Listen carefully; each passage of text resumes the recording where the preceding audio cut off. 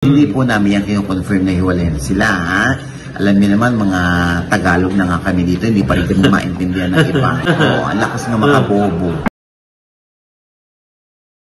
OG Diaz. Nagpakumbaba. Ani pa niya. Kung na-offend man yung iba sa aming ibinabalita, in general po ito.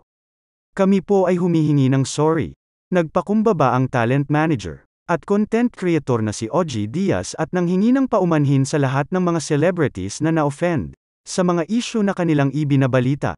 Ayon kay Papa OG, totoong maraming bumabatikos sa kanya ngayon at sa YouTube channel niyang, Showbiz Updates, dahil sa tinatalakay nilang mga maiinit na balita at kontrobersya. Pero ayon kay OG Diaz, so far naman daw ay wala pa siyang nakakaalitan at nakakasagutang artista sa kabila ng mga isyong tinatalakay nila.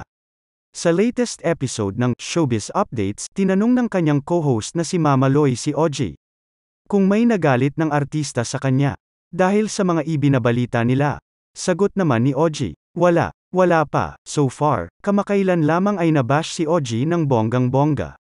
Matapos ibalita ang umano'y palihim na pagkikita nina Daniel Padilla at Andrea Brillantes, na isa raw sa mga dahilan ng hindi pagkakaunawaan nina DJ at Catherine Bernardo.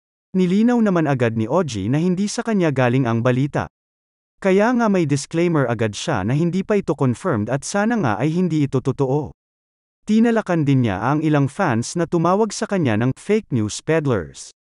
Kasunod nito, nagsalita nga uli si OG sa Showbiz Updates, at humingi ng paumanhin sa lahat ng mga celebrities na na-hurt sa mga balita nila.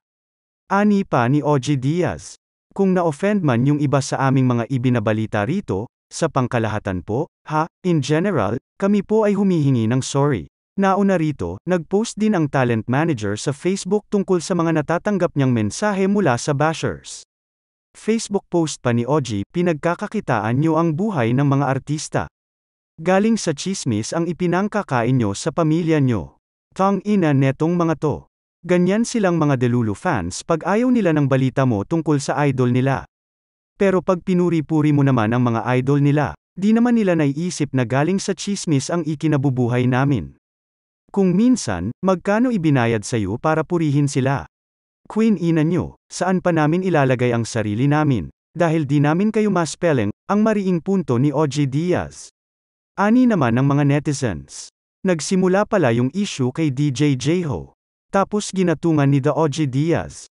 Grabe kakapal ng mga muka. Paano kaya nitong mga tanasisikmura na humarap sa Kathniel? Despite of their spreading fake news about Kathniel. Lalo ka na DJ Jeho. May paabi sabi Kap ang mahal mo ang Kathniel. Pero ikaw pa ang sumisira sa dalawa. Totoo pala talaga yung kasabihan na kaibigan mo ang hihila sa'yo pababa.